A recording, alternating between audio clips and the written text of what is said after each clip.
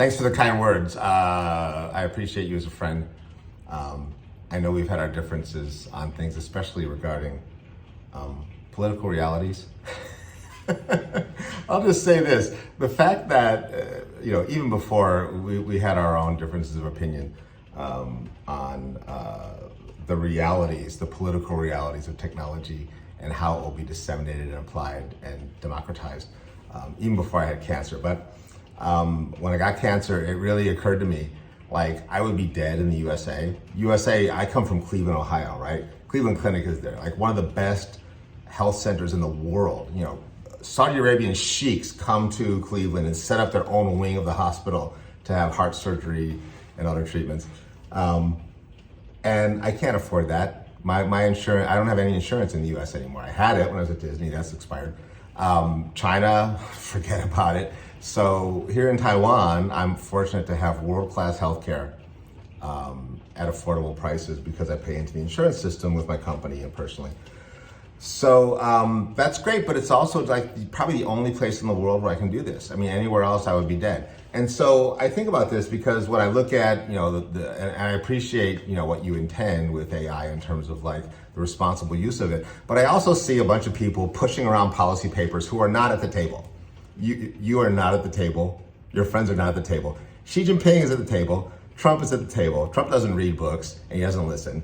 Xi Jinping reads books, but he doesn't listen. So it's like a bunch, for me, it's like a bunch of navel gazing. I'm not saying this to be uncharitable, but like, I'm like, okay, in the history of the US, you see how everything has been, not the history of the US, but the history of the world, sorry. Brain fog, I just had treatment. But the way that technologies have been applied, the way that, anything has been weaponized from one country against another is how AI will go. It's not, why would it be any different? It's coming from human beings. It's being developed by human beings who have in the past, when they've developed anything with any kind of level of potential, for better or for ill, and everything that you develop has potential for better or for ill, ends up going the same route. So I read your article.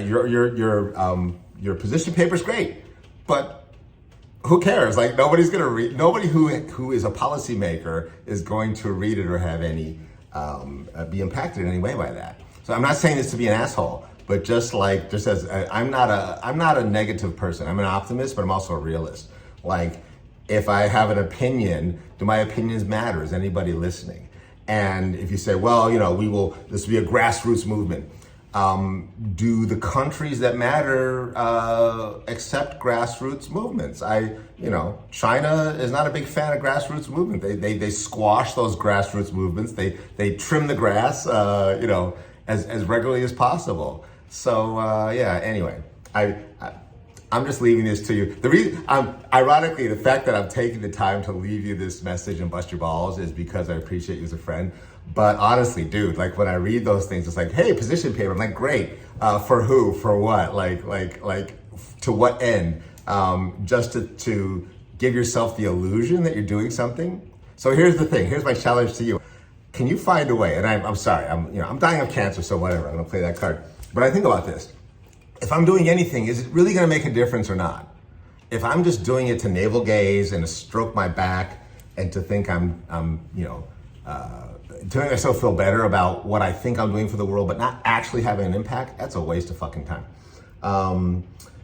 Is what I'm doing actually gonna make a difference or not?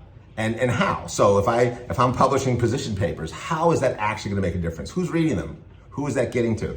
If I'm creating content, which is what I do, who's watching it? Who's gonna get it? How is that gonna actually improve the outlook, the point of view of children, for example, or adults for that matter?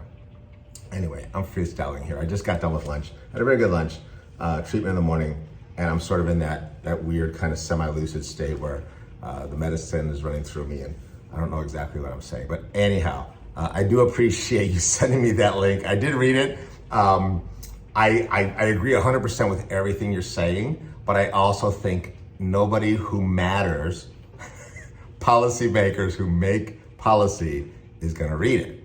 So what do we do about that? Like, are we just throwing stuff into a hole, commending our thoughts to the wind, or are we actually trying to find a way where we can do work and convey opinions that will be impactful? We'll see. I'm not lecturing. It sounds like I'm lecturing or criticizing. I'm not, because I ask myself the same question all the time, every day, especially as I know that my days are limited. So anyway, yeah, I'm doing as well as I can do. You see, I probably look fairly normal, sound like the same old asshole that you know. But I'm not the same old asshole that you know. I'm a different asshole now. I'm an asshole who has terminal cancer. So it's really clarified my thinking in terms of how I'm spending the time that I have left to whatever extent I even know what that will be. And what do I want to accomplish? I don't mean accomplish in a grasping sense, but just even like, you know, spending time with my family. Anyhow, I'll leave it there. I have no button for this. So I'll just leave it. Cheers, buddy.